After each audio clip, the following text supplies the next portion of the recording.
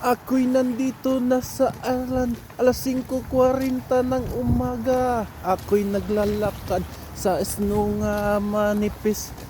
Ako'y nabigla. Dumaan ang sasakyan. Nang di ko lang alam ay puno pala ng snow.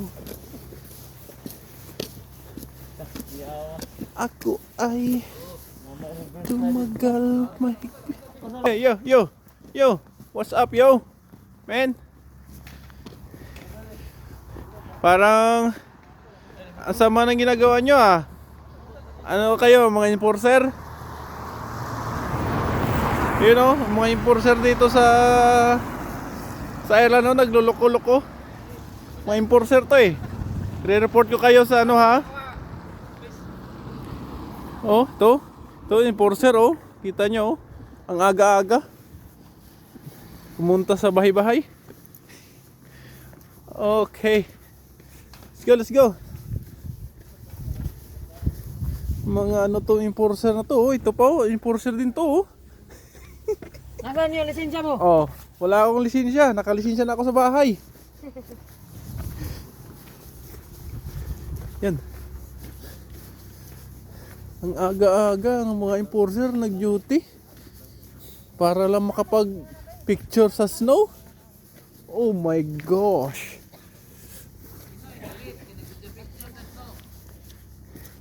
Huwag na tayo papasok sa trabaho. Dito lang tayo sa snow. Oh, mamaya mag-snowboarding tayo ha. Kim, mas-snowboarding ta. Snowboarding. Ito yung mabait na enforcer. Shout out muna dyan. Sa mga taga Surigao. Oh. Enforcer na mababait. Shout out sa mga taga Surigao din. Oh, yes. Taga Surigao, shout out daw. Sabi ng kaibigan ko taga Surigao. Mabait ito. Kugihan sa overtime.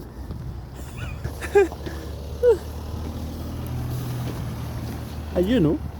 Ang mukha ng sasakyan parang snow. Tumatakbo na yung snow eh.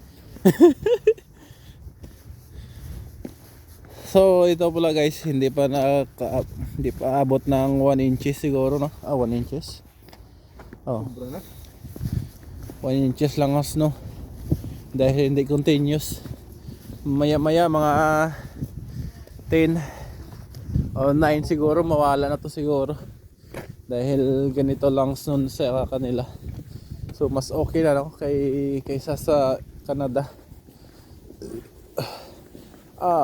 Kapag umuulan pala ng snow, hindi siya masyadong malamig. Dahil yung ang tubig na pumapatak ay naging ice. Oo. Oh, tingnan nyo king area. Ayan. Hindi mo na makita ang hindi mo na makita yung guhit ng mga sasakyan dyan. Yan oh.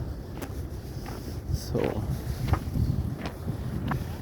ayan mga kabakal, mga kaibigan, mga shout out. So yan ang sabi ko.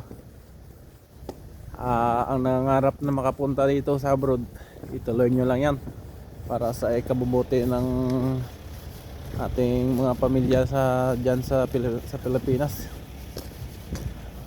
No? Shout out sa inyo lahat.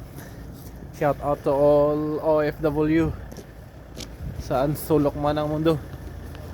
Ay kasama natin lahat ang ating pinapangarap. Thank you. Bye bye. Nandito na kami.